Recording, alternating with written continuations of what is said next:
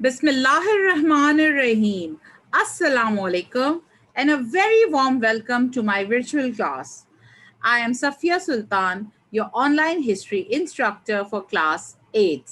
Hope this video finds you happy, healthy and in a very good shape. Yeah.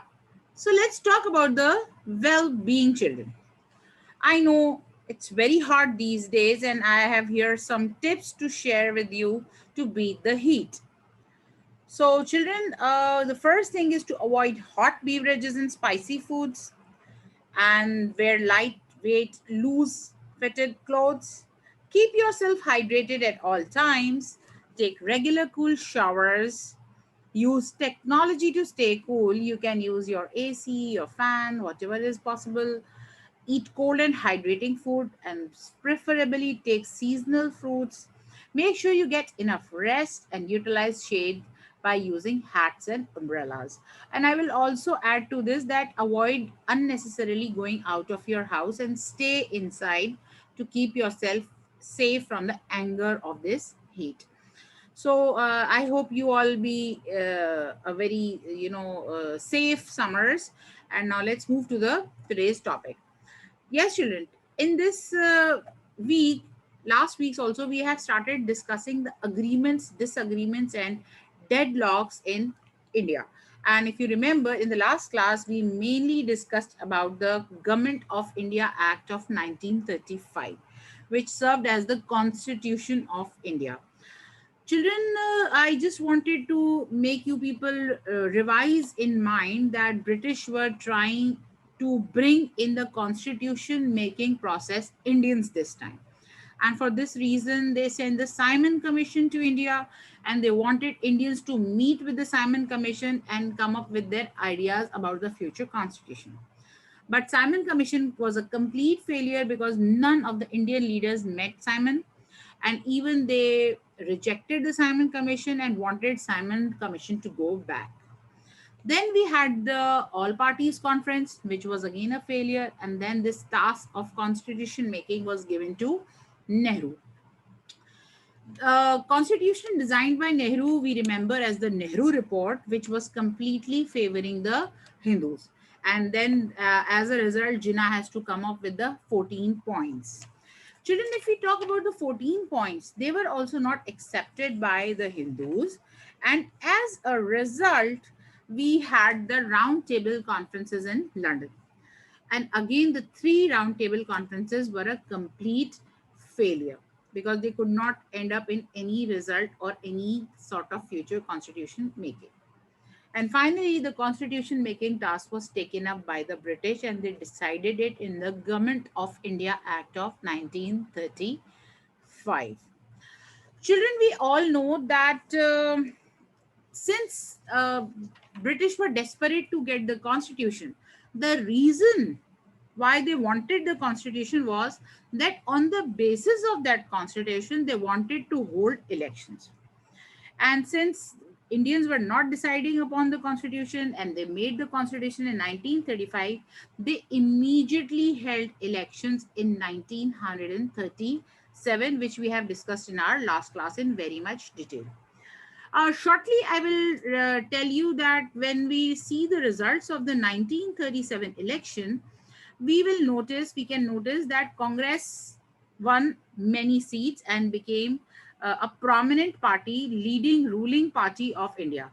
And Muslim League had to suffer a lot because they couldn't win uh, seats in their expected provinces as well. So now we have ended our last class at the point where the elections of 1937 have taken place, and as a result, Congress has become the ruling political party of India. So today, children, we are going to talk about majorly the impacts of these elections and how what type of rulers Congress leaders turn into. So today's objectives are to explain the impact of Wardha scheme in aggravating Hindu-Muslim animosity, and definitely we will learn more about the Wardha scheme as well. Then we will be analyzing the purpose of the Pirpur report and its effect on the Muslims of India. And then we are going to evaluate the significance of the Day of Deliverance in reorganizing the Muslim League. Okay, children, let's start with a little feedback session. Along with this video, you will be finding a link and which will take you to a feedback page where you have to answer this question, which is there on your screens. How did the elections of 1937 favor the Indians? You can see the link here on the screen as well, and this link will be shared in your with along with your lesson also. So please use this link once the video gets over and record your reaction here. Right, now let's come to the Wardha scheme. Children, now you all know one thing very well, that Congress rule started once the elections of 1937 were over, because Congress was able to win many seats in India and they were given the permission to make the government in India. So when the Congress came into power, they brought in the Wardha education scheme, which focused on spreading the Hindu religion and culture in schools. According to the Wardha scheme, they finalized and made sure that the children sing Bande Mataram as the anthem and bow down to the portrait of Gandhi, which was against the Muslim sentiments. Children, we all know that being a Muslim, we cannot bow in front of anyone except God. But the children of India, Muslim children of India, according to the Wardha scheme, were asked to bow in front of the portrait of Gandhi. And Bande Mataram, they considered it as their national anthem, but actually Bande Mataram has some sort of religious feelings as well.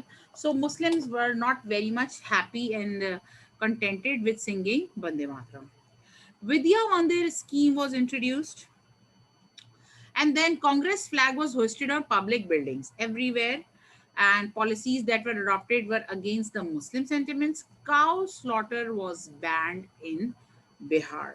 So you can easily say that once the Congress came into power, they tried to spread the Hindu teachings, which really made Muslims feel uncomfortable with their rule. Yes. How did the Wardha scheme provoke Hindu Muslim hatred? Yes, come on. Let's think about it, children. Do you think the Muslim culture and traditions are being harmed? Yes, very right. Cow slaughter is banned. Muslims can eat cow meat. It's allowed in their religion, but they were not allowed to slaughter a cow. And then bowing in front of the picture and portrait of Gandhi, and everywhere. One more thing was that Hindi became very popular, the Hindi language, which was also a sign of discontentment for the Muslims. So definitely the Muslims started hating the Congress rule and the Wardha scheme. Okay, once the Muslims are unhappy, they thought that it will be appropriate to record all this injustice in black and white. And for this reason, children, they came up with the Pirpur report in 1938. Muslim League appointed a committee under Raja Muhammad Mehdi of Pirpur. Actually, he belonged to Pirpur, and he was asked to draft a report which completely covers all the injustice done to the Muslims and all the unfair measures taken by the Congress rulers. And they wanted it to record and send it to the British and spread awareness among the people about the problems Muslims were facing during the Congress rule. In the same context, some other reports were also published by Mr. Sharif and Fazlul Haq, and they also contained the same thing, all that injustice which was practiced by the Congress leaders against the Muslims. Okay, now we are going to talk about one another very important event, the Day of Deliverance. It was not a very big event, children, but it really shows how much the Muslims were suffering under the Congress rule. If I talk about the background of the Day of Deliverance, actually it was celebrated when the Second World War began in 1939. Children, when this war started, British were again in trouble, and now again they knew that they will not be able to fight until the Indian soldiers and Indian resources helped them. So, what they did was they included India in the war without consulting the Congress ministers. By now, if I talk about 1939, Congress ministers are quite powerful in India now, and they can easily give a tough time to the British rulers. And this made Congress ministers get very angry. And to show their anger, they all resigned at the same time from the government. Actually, their idea was to pressurize the British government through their resignations. But when the Congress ministers resigned from the legislature, this idea was quickly taken up by Jinnah, and he asked his people to celebrate it as the day of deliverance. He wanted to show the world that Muslims are really happy on the day when Congress ministers have resigned, because they were tired of the tyrannous rule of the Congress and all those unjust things and decisions taken by the Congress against the Muslims. The Vidya Mandir scheme, the Wardha scheme, the bowing in front of the Gandhi's picture, Congress flag everywhere, Hindi becoming the common language, Urdu being ignored. All these things were really, really upsetting the Muslim community. So, Day of Deliverance was a symbolic, event when Jinnah tried to tell the world that how much Muslims were suffering. Okay, so let's have a quick discussion about why was the day of deliverance celebrated by the Muslims. I'm sure everyone knows the answer now. It was celebrated once the World War II started, and Congress ministers, being a part of the war, thought that it is the time to record their agitation, and they resigned. And Jinnah asked Muslims to celebrate the day of deliverance. Okay, now Jinnah's plan. What would be Jinnah's plan? Children, because of the tyrannous rule of Congress, every group of Muslims suffered. May it be women, may it be children, may it be youth, may it be the landlords, everyone has suffered because of the tyrannous rule of the Muslims, and even the landowners. And this is the high time when they have suffered a lot, then they feel more about unity. And Jinnah thought that it is the high time to unite the Muslims, because one more thing, if you keep in mind and think of, children, Congress ministers have resigned, which can create the scenario of elections. And since we all remember, in the last video we have discussed that Muslim League was not able to win because they were not very much organized. So Jinnah realized that it is the high time when everyone is angry, and in the wake of anger, definitely people will stand against the tyrannous rule of Congress, and as a result they will unite themselves. So children, Jinnah thought of the reorganization of Muslim League, and he started the mass campaigns, big campaigns, many people coming, joining, and creating awareness for the unity. Then he united all the Muslim parties under the Muslim League flag. He thought that it is not a good idea to struggle separately and divide the power. He wanted every Muslim party to be united, symbolize the Muslim hope for a distinct identity. Now Muslims are really working for their distinct identity. One more very important thing done by Jinnah was to activate the women and youth of the Muslim community of India. He met women, he met students, he went to the universities, colleges, and he tried to provoke the Muslim students to be the leaders of the Muslim League. And he knew that if somebody can do something in this regard, that is the youth. And finally, because of these efforts, Jinnah got the title of Qaid-e-Azam, or in Urdu you call him the Great Leader. Okay, so finally Muslim League is being reorganized, and Muslims are waking up and demanding for their rights. So the major upcoming event after 1939 is 1940.